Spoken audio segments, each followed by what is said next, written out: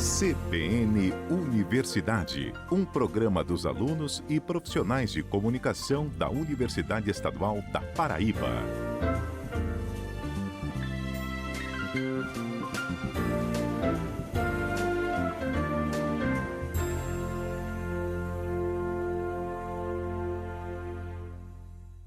Olá pessoal, muito bom dia!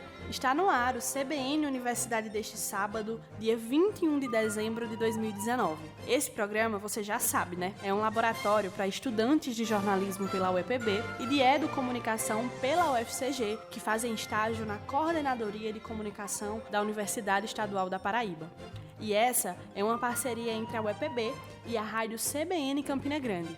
Hoje, com a apresentação minha, Luana Albéria, mas estamos nos revezando na apresentação do programa para que mais estudantes possam vivenciar essa experiência. Mas agora, vamos ao que é destaque no programa de hoje. Nós vamos trazer todos os detalhes sobre o reconhecimento dos diplomas de pós-graduação que estão sendo expedidos por instituições estrangeiras de ensino superior. Se você está passando por essa situação e quer validar pela UEPB, a gente traz o passo a passo já. Sábado é dia da coluna Direito e Cidadania com o professor Luciano Nascimento. Na coluna de hoje falamos sobre a reforma da Previdência dos militares. E tem notícia boa para a pós-graduação da UEPB, é que a universidade agora tem doutorado em matemática aprovado pela CAPES, o único do Nordeste no segmento. E sobre educação financeira, você está preparado para as despesas do início do ano? Porque aqui tem dicas para ajustar todas as suas contas. Para que esse dinheiro seja melhor utilizado, para que esse dinheiro seja otimizado, o caminho é fazer um planejamento, o caminho é pensar. E também vamos falar sobre obesidade infantil em entrevista com a professora Carla, especialista no assunto. Vamos trazer todas as oportunidades de concurso público. São mais de 240 vagas para a Prefeitura Municipal de Sapé, aqui na Paraíba. E ainda, a gente fala sobre o projeto da UEPB que deve oferecer vagas de graduação para os refugiados. E os detalhes sobre a obra do mês de dezembro, a iniciativa da Biblioteca Átila Almeida, que ao longo do ano homenageou autores renomados da literatura. Fica sintonizado que o CBN Universidade está apenas começando. E já começamos com a informação para quem precisa fazer o processo de reconhecimento do diploma de pós-graduação que foi emitido por instituição estrangeira de ensino superior. É que a Pró-Reitoria de Pós-Graduação e Pesquisa da UEPB está com inscrições abertas até o dia 31 de dezembro para as vagas nas áreas de medicina, farmácia e odontologia. As inscrições são feitas exclusivamente por meio do Sistema Nacional de Revalidação e Reconhecimento de Diplomas através da plataforma Caroline Bori e estão previstas no edital 01/2019. Essa plataforma é gerida pelo Ministério da Educação e o candidato não pode fazer o pedido no mesmo diploma em instituições diferentes simultaneamente. Caso isso ocorra, o sistema verifica a tentativa e cancela o pedido sumariamente. Caso o diploma do requerente seja de um curso que a UEPB não tenha, como as pós em medicina, por exemplo, o interessado deve indicar durante a inscrição o curso da UEPB que tenha maior proximidade com o curso que você fez no exterior e que tenha o mesmo nível ou área equivalente ao diploma que pretende reconhecer. Essa escolha é de responsabilidade do requerente. De acordo com a Pró-Reitoria de Pós-Graduação, a abertura do processo só será efetivada depois das etapas de pedido inicial pela plataforma Caroline Bori e a confirmação da taxa de pagamento da inscrição. Depois disso, é gerado o número de processo que é encaminhado para o pleito da PRPGP para análise dos documentos para tal mérito. O próximo passo é emitir o parecer conclusivo para a apreciação da Câmara de Pós-Graduação da instituição. Com tudo isso aprovado, será feito o apostilamento do diploma, que deve ser assinado pelo reitor Rangel Júnior e encaminhado para o Departamento de Registro e Controle Acadêmico para o registro e posterior devolução ao requerente do diploma devidamente reconhecido pela Universidade Estadual da Paraíba. Então, se você está nessa situação, fica atento que o prazo é até dia 31 deste mês. Mas agora, vamos com o comentário do professor Luciano Nascimento. Roda a vinheta! Direito e Cidadania. Bom dia, ouvintes da Rádio CBN. No mês de dezembro, o governo brasileiro o governo de Sua Excelência Presidente da República, Jair Bolsonaro, conseguiu a aprovação da reforma da Previdência dos militares. Já tinha conseguido a reforma da Previdência para os trabalhadores privados e para os servidores públicos e agora chegou a vez dos militares. A frase prolatada pelo Presidente da República sobre o seu governo em relação a essas reformas é de que o governo é um governo da família, o governo é um governo de respeito ao povo brasileiro, o governo é um governo que adora a Deus, o governo é um governo que tem nos militares a âncora, a sua sustentabilidade como governo de uma nação. Ora, então, o Presidente da República coloca os militares como uma das suas pilastras ou como uma das pilastras de sustentação do seu governo. Para além disso, recentemente, o ministro da Defesa, Fernando Azevedo e Silva, prolatou a frase de que a aprovação da reforma da Previdência dos militares é a maior das realizações em 2019 deste governo.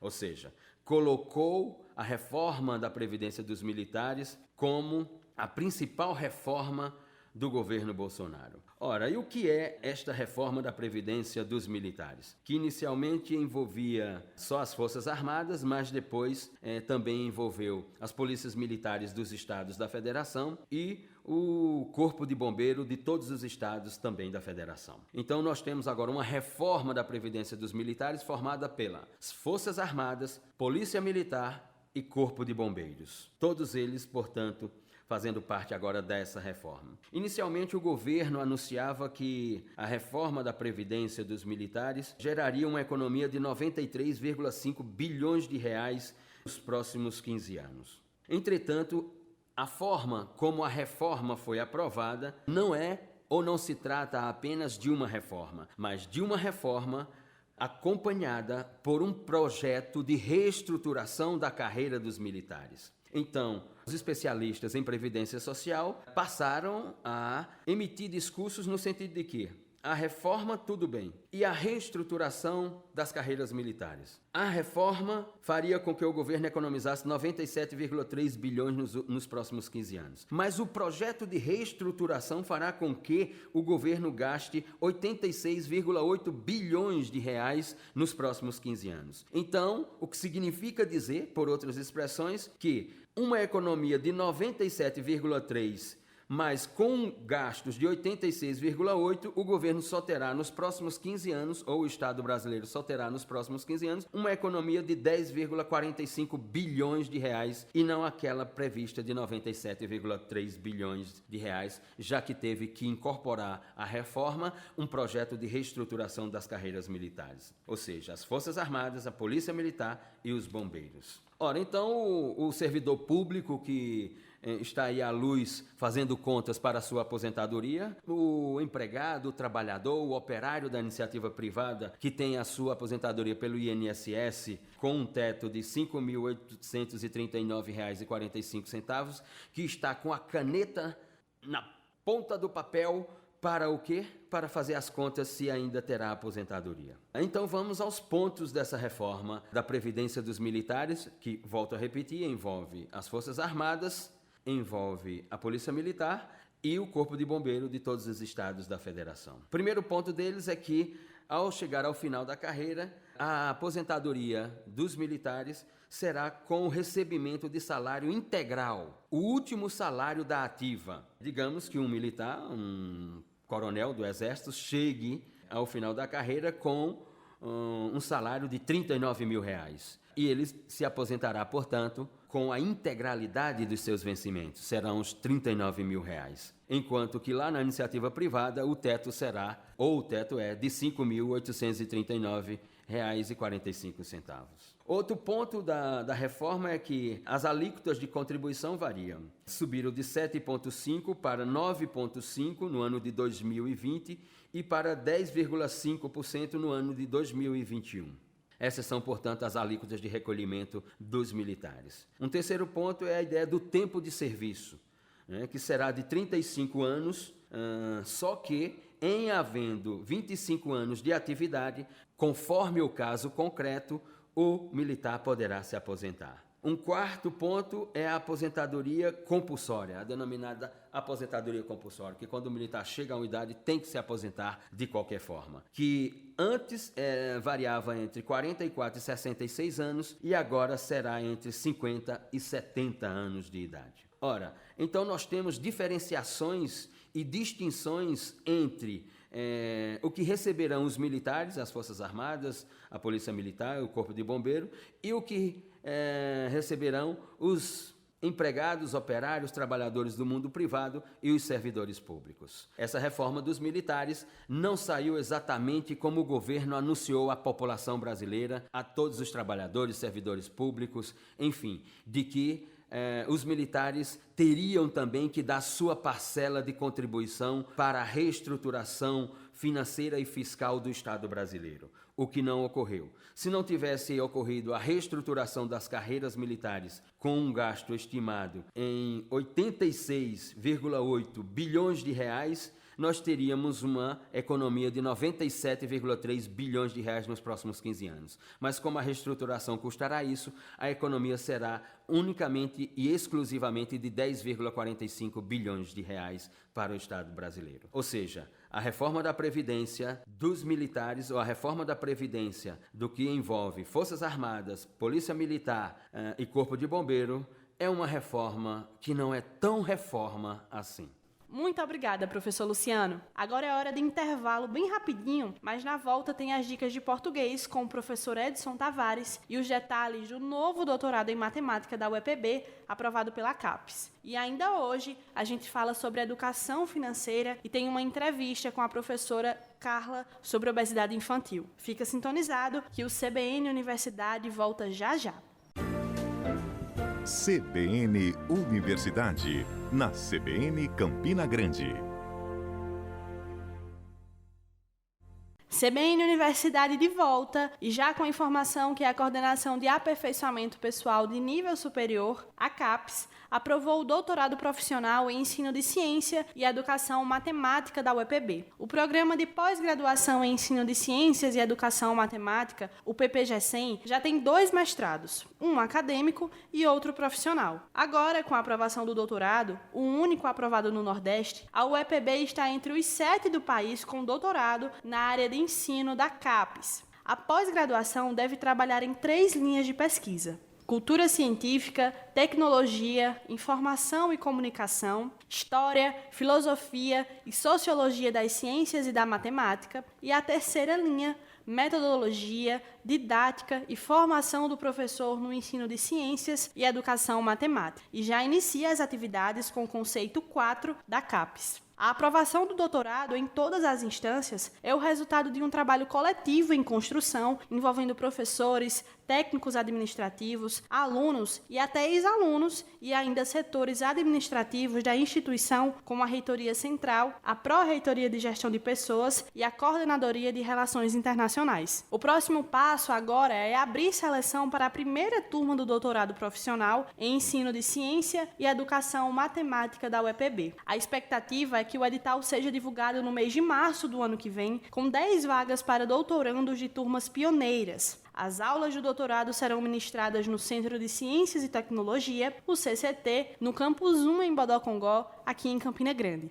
E a Universidade Estadual da Paraíba é referência no ensino de graduação e pós-graduação em várias áreas de conhecimento. Atualmente, a instituição conta com 21 mestrados e 7 doutorados com essa nova aprovação. É uma notícia muito boa, não é mesmo? Mas agora a gente sai do doutorado em matemática para falar sobre educação financeira. Afinal de contas, tem muita gente que já está calculando as receitas e as despesas do final do ano, que geralmente é um período onde entra uma renda extra para o trabalhador. Vem 13º, dinheiro das férias, mas também nesse período as despesas aumentam, porque tem presente de amigo secreto, as confraternizações, e de acordo com os especialistas, o equilíbrio pode ser a chave para ficar bem no final do mês. E olha só, empreender pode ser a saída do endividamento. Confira todas as informações agora na reportagem da Karen Silva. O melhor caminho para ter as finanças ajustadas está relacionado ao equilíbrio na relação receita e despesa. Para isso, é preciso cortar as despesas desnecessárias, pensar no ganho de renda extra e em possíveis linhas de investimento. Só assim será possível uma tranquilidade orçamentária na família. De acordo com uma pesquisa realizada pelo Serviço de Proteção ao Crédito, o SPC, junto com a Confederação Nacional de Dirigentes Lojistas, 45% dos brasileiros têm noção do que é necessário fazer para economizar, porém não põe em prática. O economista e professor da UEPB, Geraldo Medeiros, destacou a importância de saber lidar com o dinheiro de forma saudável através de um bom planejamento. É importante que as pessoas tenham a noção de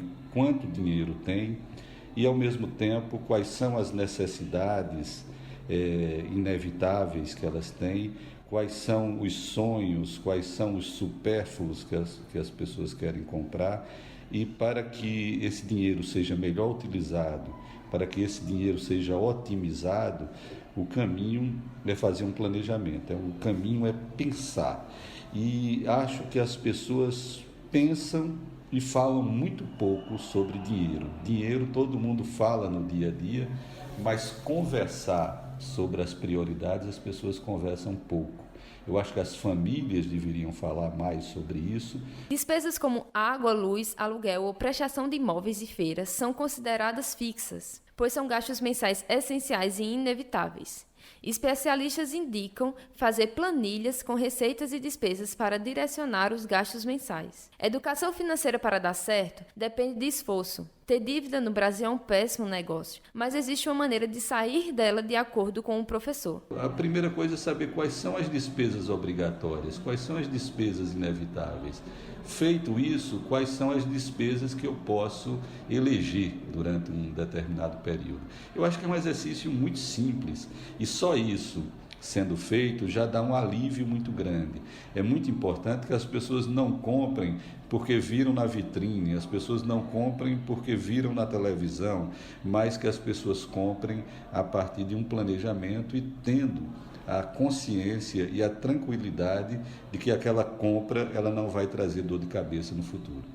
O desemprego acarreta endividamento da população. E com o alto índice de brasileiros fora do mercado de trabalho, mais de 28 milhões só no primeiro trimestre desse ano, segundo o IBGE, a opção é investir no próprio negócio. De acordo com dados do Sebrae, 48 milhões de pessoas entre 18 e 64 anos têm um negócio próprio ou estão envolvidos na criação de um. Ao terminar o ensino médio, Adriele Silva, 19 anos, se deparou com sérias dificuldades de mercado. Mesmo com pouco recurso para investir, decidiu apostar no que amava fazer, ser maquiadora profissional. Assim que eu concluí a escola, eu me senti na obrigação de correr atrás de alguma coisa para fazer alguma coisa. E como a área da beleza eu sempre gostei, sempre me identifiquei muito, corri atrás para ser maquiadora. No tempo estava bem, famoso, então corri atrás. E mesmo minha mãe desempregada, a gente deu um jeito e ela também queria muito realizar esse sonho que não era só meu, era nosso. E mesmo desempregada, ela passou um ano desempregada, a gente deu um jeito e eu consegui fazer o curso de maquiagem e até então atuo na área. Desde então, Adriele não apenas trabalha, mas sempre está participando de cursos de especialização na área para fazer o diferencial no mercado. Para ela, toda ideia precisa ser estimulada e o planejamento é uma virtude para quem decide abrir um negócio. Busco sempre me especializar em cursos. Aprendo muito também pelas redes sociais, pela internet e ensino também, ministro cursos, que é ensinando que a gente aprende muito mais. O faturamento de Adriele com o serviço de maquiagem profissional garante o pagamento das despesas mensais dela e ainda a compra de material para reposição das maquiagens. Ela é um exemplo de pessoa que conseguiu driblar a tendência do mercado e empreender com o seu próprio negócio. Karen Silva para o CBN Universidade. Muito obrigada, Karen. E olha só, pessoal, começo do ano vem despesas como IPTU e para quem tem filho, tem matrícula e material escolar. Então, para não começar 2020 já endividado, é bom guardar um pouco agora no mês de dezembro. Agora, se você já está com muita conta acumulada, a dica do especialista é quitar tudo o que deve agora e evitar novas despesas. Mas agora vamos com as dicas de português com o professor Edson Tavares. Roda a vinheta! Português sem segredos, com Edson Tavares.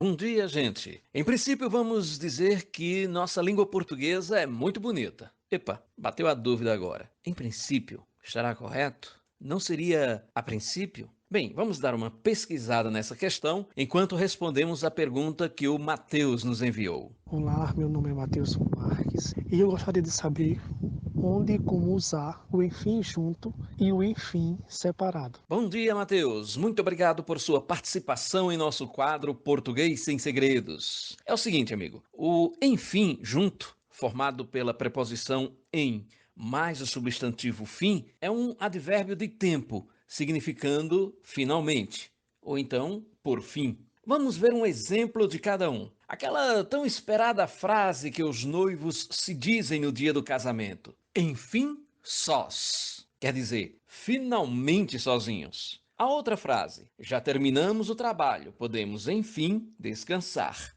Ou seja, podemos, por fim, descansar. Então, nesses dois casos, o enfim é junto. Eu também posso usar enfim junto quando desejo concluir um pensamento, apresentar uma conclusão, como em estas são, enfim, minhas reivindicações. Agora, enfim separado tem também função de indicar o tempo de algo. É uma locução adverbial de tempo, já que são duas palavras. Significa no final, no término, como, por exemplo, o jogador está em fim de carreira, enfim separado. O nosso quadro hoje está literalmente do princípio ao fim, não é? Voltemos então para a nossa perguntinha cabulosa, lá do início. O certo é em princípio ou a princípio vamos dizer que nossa língua portuguesa é bela? As expressões existem, as duas. A princípio significa de forma geral, ou geralmente, como na frase a princípio, todos os animais protegem seus filhotes. Ou seja, geralmente todos os animais protegem seus filhotes. Agora, em princípio significa no começo, inicialmente. Então, começamos o quadro falando certo. Em princípio, vamos dizer que nossa língua portuguesa é muito bela. Ou seja, inicialmente vamos dizer que nossa língua é bela e tal. Mas epa, de novo, falar certo é certo? Essa aí eu vou deixar para o próximo sábado, porque agora já estamos em fim de quadro. Português Sem Segredos volta sábado. Tchau, tchau. Muito obrigada, professor Edson, e até o próximo sábado. E se você também quer participar do quadro Português Sem Segredos, é só enviar um áudio se identificando e fazendo a sua pergunta para o WhatsApp número 98893-9414. E uma informação bem rapidinha para você que é concurseiro de plantão. Tem edital aberto para a Prefeitura Municipal de Sapé, a terra do abacaxi. São oferecidas 248 vagas para os cargos de nível fundamental, médio, técnico e superior. As inscrições estão abertas até o dia 19 do mês que vem. A previsão é que a prova inscrita seja aplicada no dia 16 de fevereiro e alguns cargos exigem prova prática marcada para os dias 15 e 22 de março. Os salários oferecidos variam de R$ 998 até R$ 2.853,47. O concurso está sendo realizado pela CPCom, a comissão da UEPB, e todos os detalhes sobre este e outros concursos você encontra no endereço cpcom.epb.edu.br. Repetindo, cpcom.epb.edu.br. Mas agora nós vamos para um intervalo rapidinho e na volta a gente fala sobre a obesidade infantil e as ações da universidade para combater este problema que aflige crianças e adultos no mundo inteiro. Ainda hoje tem todos os detalhes sobre a obra do mês da Biblioteca de Obras Raras Átila Almeida e ainda um projeto que deve abrir espaço na graduação para refugiados aqui na Paraíba. O CBN Universidade volta já. CBN Universidade, na CBN Campina Grande. Estamos de volta com CBN Universidade deste sábado e para falar sobre um problema que tem crescido nos últimos tempos, que é a obesidade infantil. De acordo com os dados do IBGE, 36,3% das crianças brasileiras estão acima do peso. É um problema, viu? E os índices só crescem nos últimos 35 anos aqui no país. E pensando em combater esse problema alarmante, a Universidade Estadual da Paraíba tem uma série de ações de pesquisa e de extensão voltadas para o enfrentamento da obesidade infantil na infância. E para falar sobre esse assunto, recebemos a professora Carla Medeiros, ela que faz parte do Centro de Ciências de Obesidade Infanto-Juvenil, dentro da Clínica Escola de Enfermagem no campus da UEPB, e é professora de mestrado em Saúde Pública do Estado da Paraíba. Professora, conta para o pessoal que está em casa qual é a atuação do Centro de Obesidade Infanto-Juvenil e também quais são os serviços oferecidos. Então, o Centro de Obesidade Infanto-Juvenil atende tanto crianças como adolescentes de 2 a 20 anos com obesidade,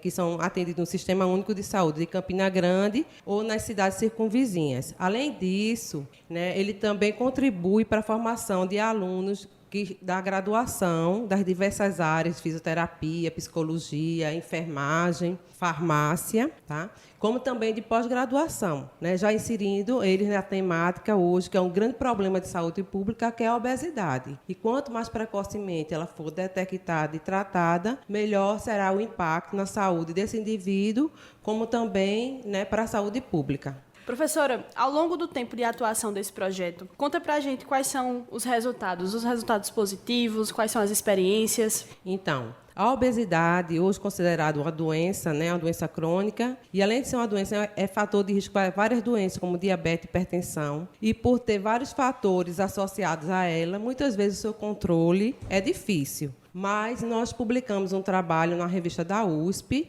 e fizemos levantamento do acompanhamento das crianças e adolescentes obesos no COI durante 2 anos. E tivemos uma boa resposta em relação à diminuição da prevalência da síndrome metabólica. O que é síndrome metabólica? É um conjunto de fatores de risco cardiometabólico. Então, é aquela criança que pode ter obesidade associada à alteração do perfil lipídico, que seria triglicerídeo elevado, ou HDL, que é o colesterol bom baixo, pressão alta elevada e alteração da glicemia, do metabolismo glicídico. E conseguimos uma redução em torno, não foi muito, mas foi em torno de 7%.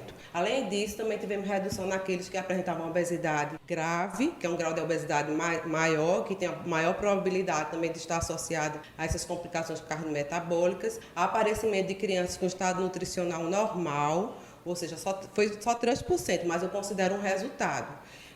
Além disso, melhora no metabolismo glicídico, nos níveis pressóricos, da pressão arterial e o aumento do HDL. Mas, realmente, também a gente tem, durante esse acompanhamento, uma prevalência muito elevada de desistência, em torno de 30%. Professora, qual é o público desse projeto? É a população, a comunidade? Conta pra gente. Então, o público desse projeto são crianças de 2 a 19 anos, 20 anos, na realidade, incompletos, que tenham obesidade, certo? Que são atendidos no Sistema Único de Saúde. Então, muitas vezes, eles são encaminhados pelas próprias unidades básicas de saúde. Outros que têm conhecimento desse projeto aqui na UEPB são encaminhados de outros municípios, entram em contato através de nossas redes sociais, Facebook, Instagram, ou até pelo próprio telefone da clínica.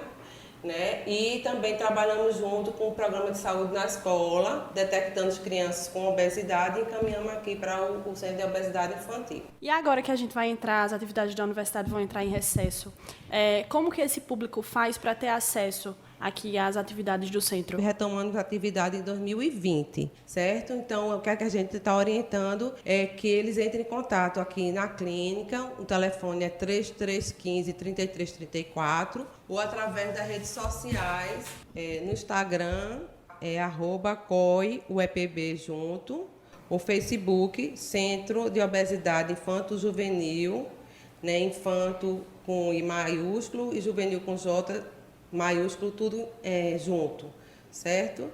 E, além disso, também tem um formulário que pode ser preenchido com os dados, que está disponível também na internet, através do link http://bit.ly/COI-UEPB. Então, esse formulário, como também se você ligar aqui na clínica de enfermagem, aí vão solicitar os seguintes dados: o nome da criança ou adolescente, que pretende ser atendida aqui no Centro de Obesidade Infantil, telefone para contato, a idade, peso e altura. Isso para que a gente faça realmente a avaliação do estado nutricional e veja se ele se encontra no critério para ser atendido aqui no COI. Professora, explica para o pessoal que está em casa como funciona essa questão do atendimento, quando a criança chega aqui na UEPB, por qual procedimento ela vai passar, como funciona essa questão da triagem? Conta para a gente. Então, inicialmente, eles são submetidos à triagem, né?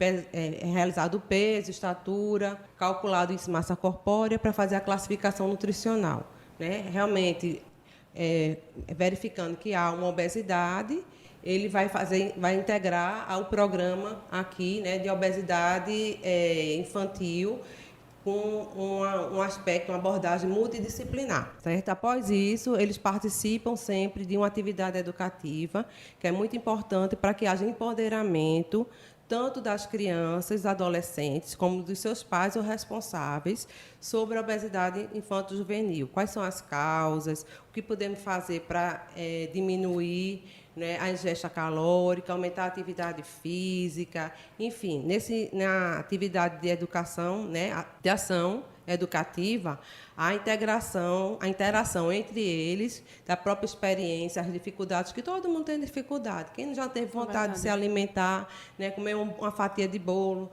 e terminar, às vezes, até exagerando. Então, o que é que a outra criança ou outra mãe faz como estratégia para evitar que haja um consumo excessivo de alimentos que não sejam saudáveis? Ou, ao contrário, o que é que a gente pode fazer para que haja um aumento dos alimentos considerados saudáveis, como fruta, por exemplo, ou iogurte, entre outros, certo? Então, essa atividade educativa é realizada com os estudantes de graduação das mais diversas áreas aqui da UEPB, como também de pós-graduação. Então, como eu falei para vocês, tem estudante envolvido de enfermagem, fisioterapia, psicologia, na área de pós-graduação de medicina. Então, é importante que realmente a criança ou adolescente ele seja visto de forma bem ampla, com abordagem multidisciplinar. Muito bem. Professora, vamos falar agora do problema em si. Quais são as principais causas para a gente detectar, né, esse problema de obesidade infantil? Então, as principais causas, né, da obesidade infanto-juvenil, como a obesidade em todas as faixas etárias, o hábito alimentar inadequado, certo? Com predomínio de consumo de alimentos ultraprocessados ou processados, né? Então, o ideal é que haja uma diminuição desses alimentos. Ou seja, quanto mais industrializado o alimento, mais malefício ele traz para a saúde, tá certo? Então, que seja dado prioridade à ingesta de alimentos mais saudáveis, como fruta, né, leite, alimentos mais in natura. Quanto mais natural tiver o alimento, né, da sua forma original, mais saudável ele é. Aliado a isso, também há diminuição na atividade física. Isso uma das contribuições para que tenha ocorrido é o avanço tecnológico, né? Mas a gente tem que usar o avanço tecnológico a nosso favor. Então, hoje, existe uma série de jogos que fazem com que um indivíduo, para ganhar ponto, para avançar em determinado ponto dos jogos, né, tipo dos videogames, que a gente chama de videogame ativo. Então, o próprio movimento corporal é que faz com que o indivíduo jogue. Então, ao mesmo tempo que ele está se divertindo, ele está fazendo um movimento corporal. Então, na atividade física e, como eu falei, outro comportamento seria o hábito sedentário. Então, hoje a gente sabe que quanto tempo a gente não fica em atividade de tela. Antigamente era só a TV, mas hoje você tem um smartphone, você tem tablet, você tem computador, né, tem celular. Então, muito tempo parado e pouco movimento. Então, isso tem contribuído bastante, né? Além desses 3 fatores que a gente citou, que são os fatores clássicos, né? Temos também a privação do sono. Então, hoje, cada vez mais, o pessoal dorme menos, né? Muitas vezes por até estímulo de informação, ou fica até tarde no celular. E a privação do sono também é um dos fatores que está associado, e os estudos têm mostrado a sua associação à obesidade, como também pressão arterial elevada, que é hipertensão, e diabetes.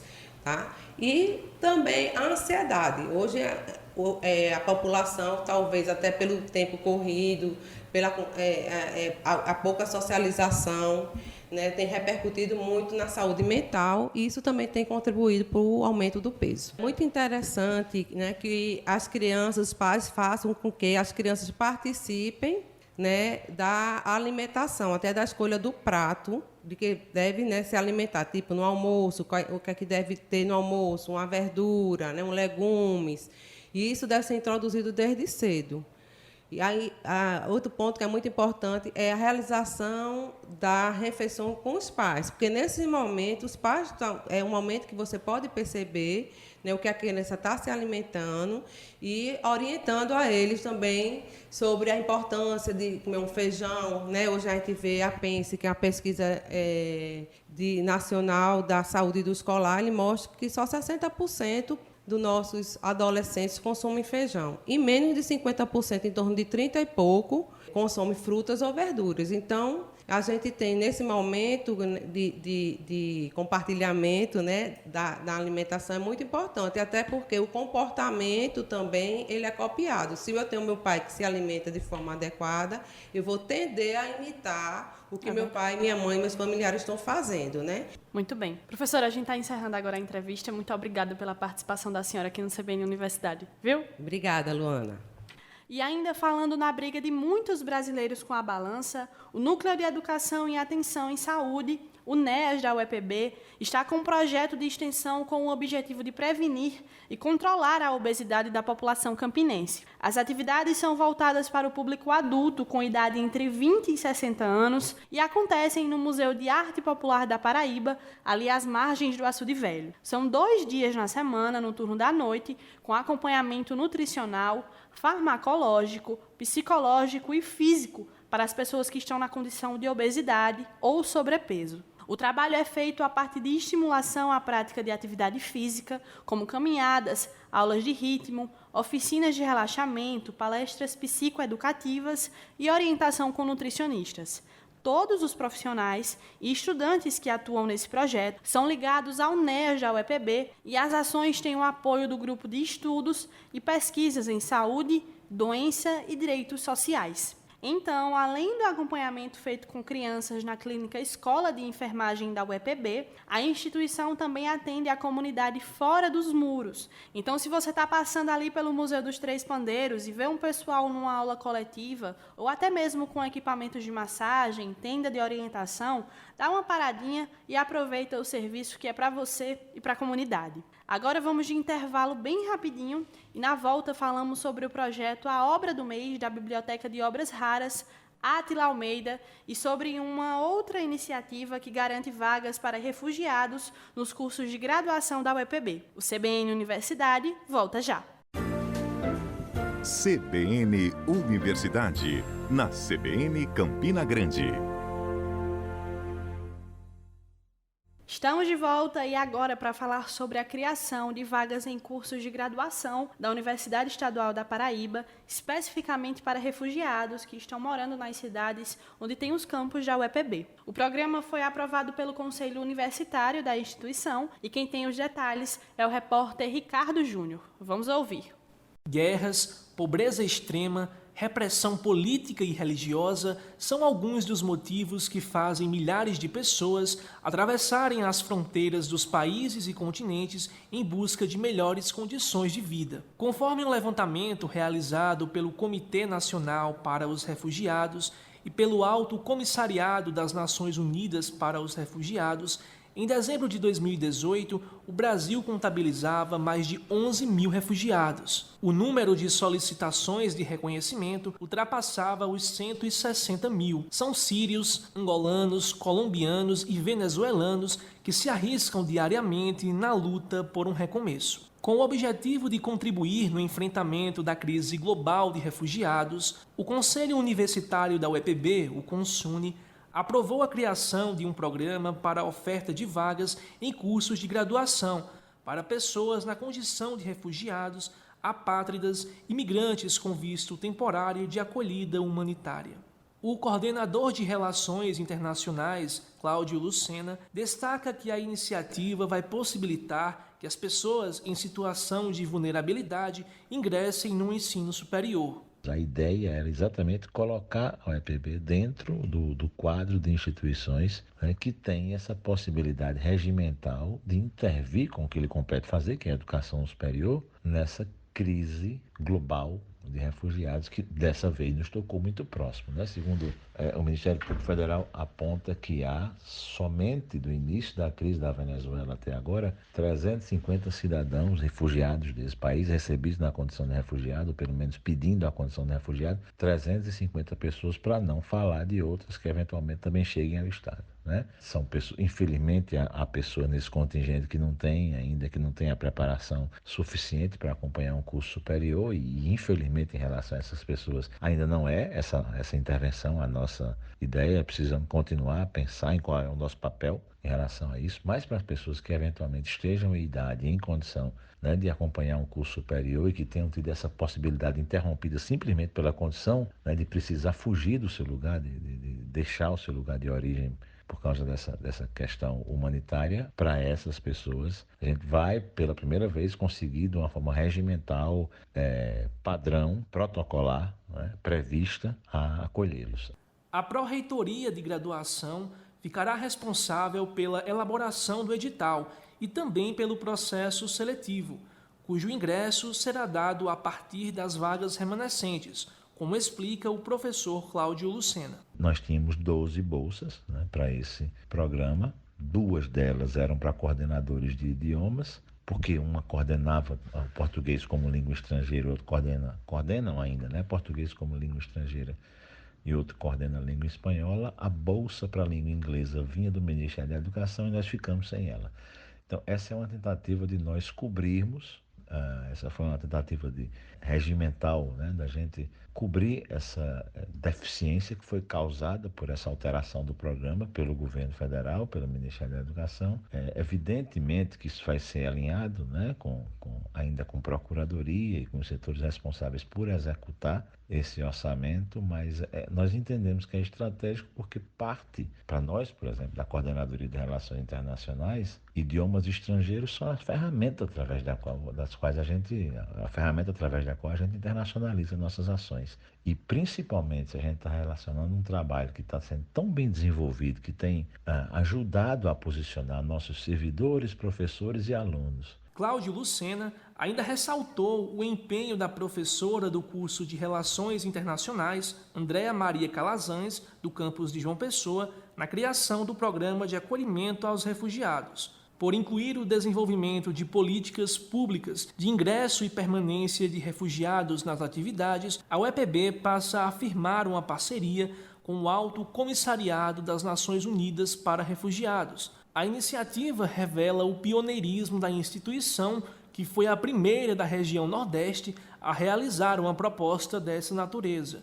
Ricardo Júnior para o CBN Universidade. Que legal, né, pessoal? E olha só, e na mesma reunião do Consune da UEPB, ainda foi aprovada a concessão de bolsas destinadas ao núcleo de línguas, que devido ao contingenciamento dos recursos por parte do governo federal, os valores passaram a ser pagos com recursos da própria Universidade Estadual da Paraíba. Assim, as atividades do núcleo não serão penalizadas e continuam normalmente com a atuação dos 12 bolsistas. E mudando de assunto para falar sobre o projeto A Obra do Mês, da Biblioteca de Obras Raras, Átila Almeida, que está neste mês de dezembro com o livro Museus de Pintura em Madrid.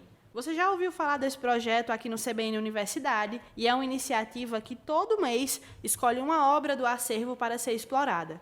E nossa produção conversou com a Ana Carolina Araújo, colaboradora do projeto. Escuta aí o que ela disse sobre a obra do mês. O projeto de extensão surgiu de uma necessidade aqui da Biblioteca de Obras Raras Átila Almeida, em especial do acervo Dr. Severino Bezerra de Carvalho, em que a gente notou a necessidade de expandir os conhecimentos sobre o acervo para a comunidade acadêmica. Então, para isso, a gente pensou num projeto em que a gente escolheria, a equipe da Biblioteca de Obras Raras escolhe todos os meses uma obra, seja ela um livro, um periódico, um cordel, que faça parte do acervo e que tenha uma relevância cultural ou histórica para a comunidade acadêmica. Então, dentro desse contexto, a partir dessa escolha, todos os meses a gente elege uma obra. Durante o ano, a gente teve 10 escolhas, terminando agora no mês de dezembro, e dessas 10 escolhas culminaram 5 eventos. Então, 5 dessas obras tiveram como desdobramento eventos científicos. Nós tivemos 2 mesas redondas, nós tivemos 2 entrevistas com pesquisadores qualificados naquela obra em específico, e nós tivemos o Colóquio Cultura e Memória, a segunda edição, que é